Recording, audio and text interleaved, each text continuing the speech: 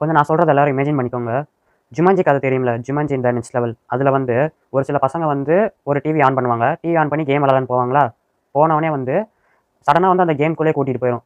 இதுதான் வந்து அதோட கான்செப்ட். இப்ப இந்த கான்செப்ட்ல அவதார் தெரியுமில்லைங்க? அவதார். அவதார வந்து இந்த கேமிங்குள்ள வந்துச்சுன்னா, அதுங்க பண்ற ட்ரெஷர் ஹண்ட்ல டைனோசர்ஸ்லாம் அதுங்க பின்னாடி துரத்த ஆரம்பிச்சுச்சு. இந்த மாரி ஒரு கதை எடுக்கணும்னா, எவ்வளோ பெரிய அமௌண்ட் வரும்? சரிடா, அது எதுக்கு இப்ப சொல்ற? விஷயம் இருக்குது. மே எண்டுல Google I/Oன்ற ஒரு செக்டார்ல ஒரு சில ஏஐஸ் ரிலீஸ் பண்றாங்க. அதுல கிரேசியா இருக்கிற 3 ஏஐஸ் பத்தி தான் நான் சொல்லப் போறேன். ஃபர்ஸ்ட் ஒன் வந்து V3. இது என்ன பண்ணும்னா, நான் சொன்னேன்ல ஃபர்ஸ்ட் ஒரு கதை. அந்த கதைய நாம அப்படியே ப்ராம்ப்ட்டா குடுத்தோம்னா, அதுவே ஸ்கிரிப்ட் எழுதி, அதுவே ஸ்டோரி டைரக்ட் பண்ணி, அதுவே டயலாக் எழுதி, அதுவே நடிச்சு, அதுவே வந்து எல்லா சவுண்ட் எஃபெக்ட்ஸ், எடிட்டிங் எல்லாமே பார்த்து, அதுவே வந்து உங்களுக்கு வந்து ஒரு படமே ரிலீஸ் பண்ணி குடுத்துரும். இதுதான் அதோடைய ஒரு டேலண்ட். பார்த்தீங்களா எப்படி இருக்குது? இப்பலாம் வந்து ஒரு டைரக்டர் படத்த டைரக்ட் பண்றதுக்கு எவ்வளோ பாடுபட வேண்டியது தெரியுமாங்க? ஒருத்தனையும் கேமராமேன புடிச்சு, அவன கரெக்ட்டா ஆங்கிள் பார்க்க வச்சு, இவ்வளோ வேலைய பண்றதுக்கு அந்த டைரக்டருக்கு ஜஸ்ட் ப்ராம்ப்ட் மட்டும் குடுக்க தெரிஞ்சா போதும். இவ்வளோ பெரிய கதைய வித்தின் அ செகண்ட்ல எடுத்து முடிச்சிடலாம்.